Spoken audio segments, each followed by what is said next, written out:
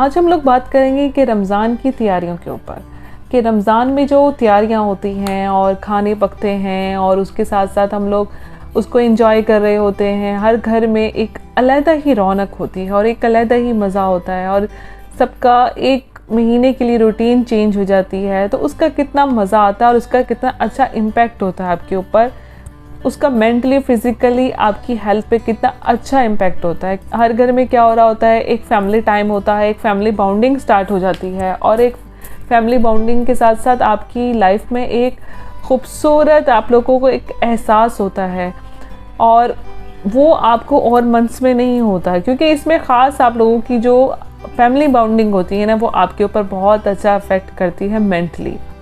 और साथ फैमिली का खाना खाना, एक दूसरे का इंतज़ार करना और फिर सब एक जगह बैठ के खाना जो खाते हैं, अफ्तारी करते हैं, उसका बहुत ज़्यादा अफेक्ट होता है। और ख़ास तौर पे ख़वातीन के लिए मैं कहना चाहूँगी कि जो किचन में मज़े मज़े के खाने वो तैयार करती हैं, उससे उनका बहुत अच्छा इफ़ेक्ट होता है उनका मेंटली हेल्थ पे। बहुत ज़्यादा स्ट्रेस आपका जो होता है ना, वो बहुत ज़्यादा रिड्यूस होता है जब आप लोग कुकिंग करते हैं।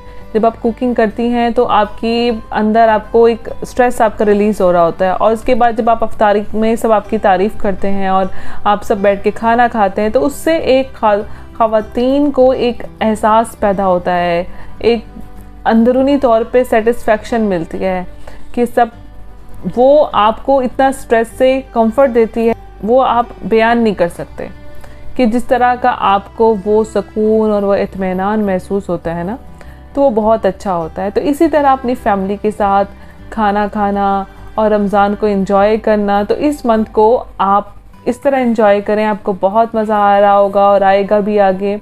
और मज़े मज़े के खाने, फैमिली टाइम।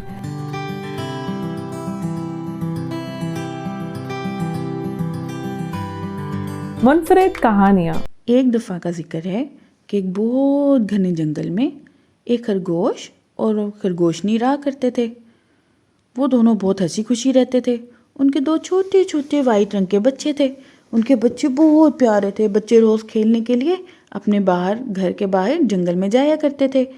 छोटी छोटी घास खाया करते थे, दरख्तों के पीछे छुप के खेला करते थे। एक दिन क्या हुआ कि एक खरगोश ने सोचा कि मैं अपने भाई से आज ज़रूर जीतूंगा।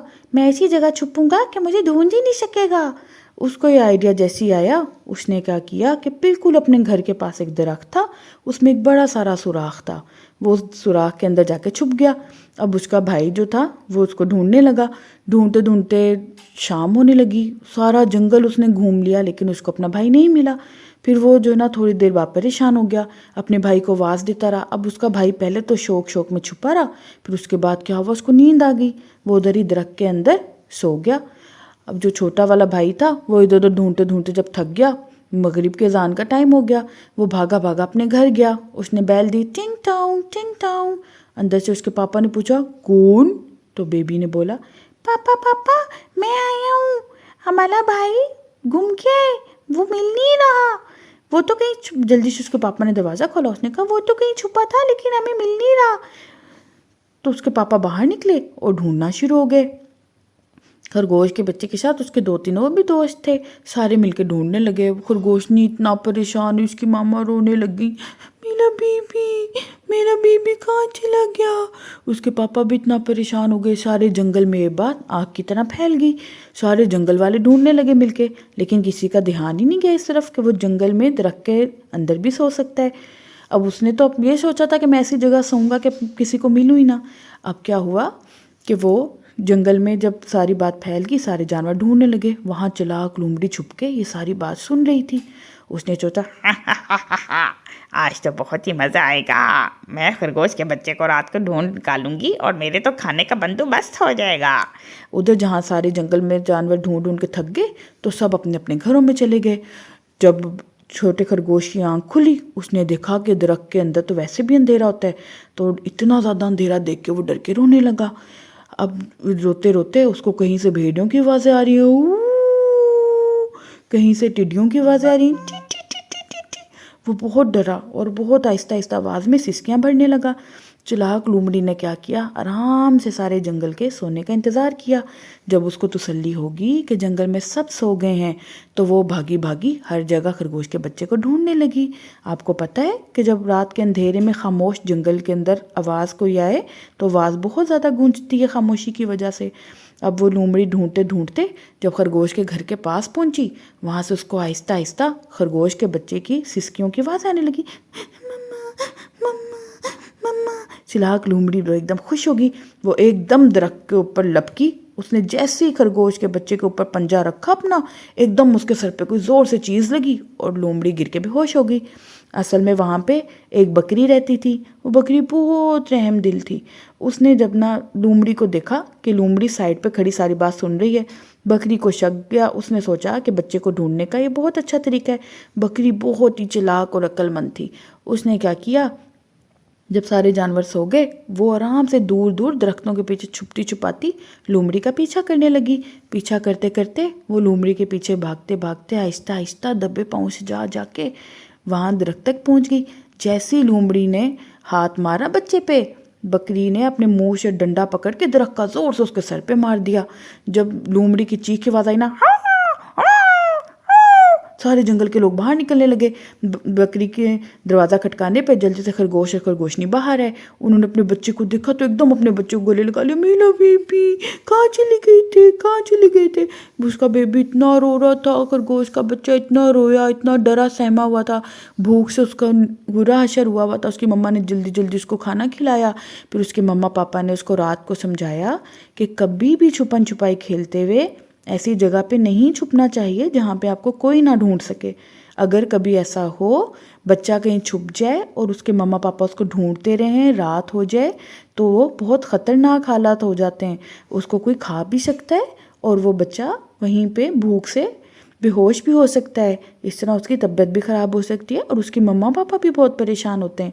इसलिए हमेशा खेलते हुए ये ख्याल रखना चाहिए, ना ही अपने घर से दूर जाएं और ना ही अपने मम्मा पापा और बहन भाइयों की नज़र से दूर जाएं।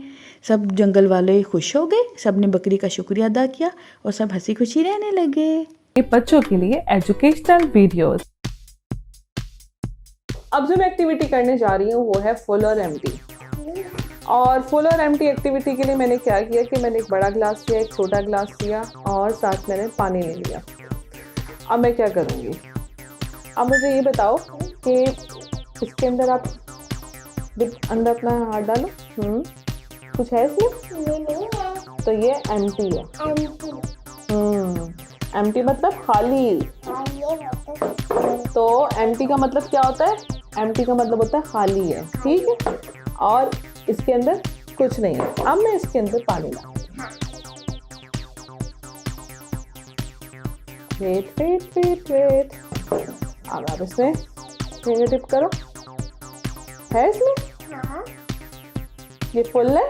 नहीं, ये है फुल। है ना? नहीं है तो ये एम्प्टी है। और ये जो है ये फुल है।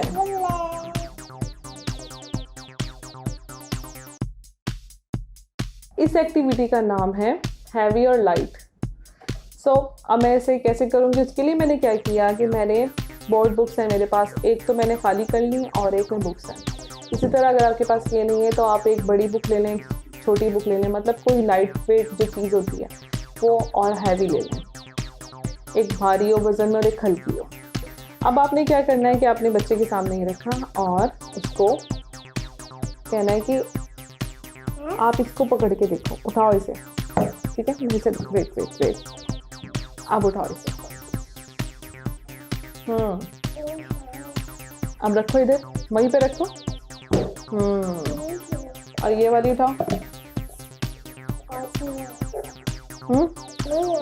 ये बताओ, ये लाइट वेट है, लाइट, और ये हैवी। हैवी का मतलब भारी, लाइट का मतलब हल्का। अब मुझे बताओ, ये उठा के बताओ, ये भारी है या हल्का है?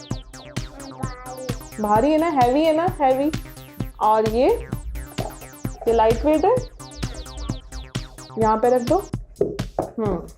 अब मुझे बताओ, अब मैंने इनको ऐसे रख दिया, अब उठाओ, ये तो नहीं आ रही, हैवी है। और ये अब इधर रखते हैं उसे। ये हैवी है और ये लाइट है। इस तरीके से आप ये एक्टिविटी करवा सकते हैं, बच्चे को वजन उसके सामने रखें, कुछ भी आप एक भारी चीज़ और एक हल्की चीज़ उसके सामने रखें और उसको कहें कि अब आप इसको उठाओ। और जब वो पहले भारी चीज़ उठाएगा फिर हल्की चीज़ उठाएगा तो उसको पता चलेगा कि जो भारी है वो हैवी वेट है और जो हल्की है वो लाइट वेट है, और उसका कॉन्सेप्ट बहुत अच्छे तरीके से होगा कि हाँ भारी और हल्के में फ़र्क क्या होता है। इस एक्टिविटी में मैं क्या करूँगी कि बच्चे को डे और नाइट उसका डिफरेंस बताऊँगी। और उसके लिए मैंने क्या किया कि मैं सिंपल पेज पर सन बना लिया और एक पे मैंने जो मून और स्टार बना दिया। उसके बाद मैंने ये सिंपल टेबल पे रखा और सी ये सन है और ये मून है और ये स्टार्स हैं। तो जब मून और स्टार्स होता है ये किस टाइम आता है? स्लीप टाइम होता है ना मून में। तो जब मून आता है तो उस टाइम हम लोग सोते हैं।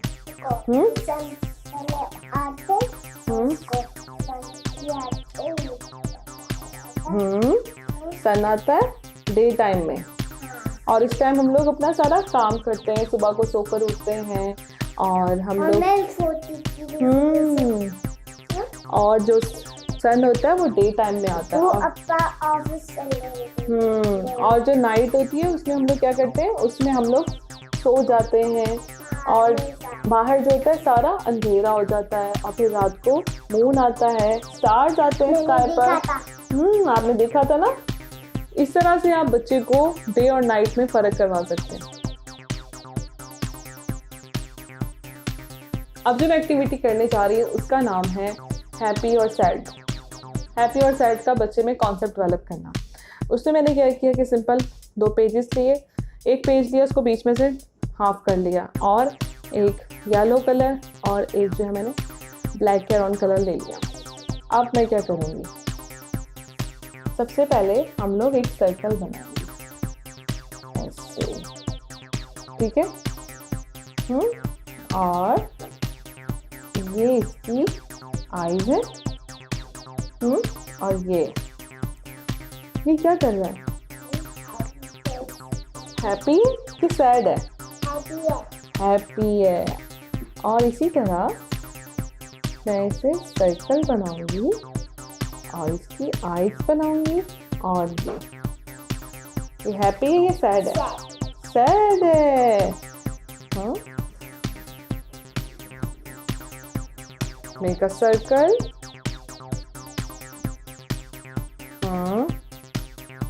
गुड। और इसको हैप्पी करो, स्माइल। ये है हैप्पी। अब इधर भी सर्कल बनाओ, इसको सैड फेस बनाना है आपने। मेक अ सर्कल, राउंड, और इसको sad face. Sad sad sad, ये तो हैप्पी हो जाएगा। हाँ, आपने इसको ऐसे कर दिया। लेट्स सी, ये सैड है और ये हैप्पी हो। सो ये सैड है, ये हैप्पी हो। अब आप इसमें कलर करोगी।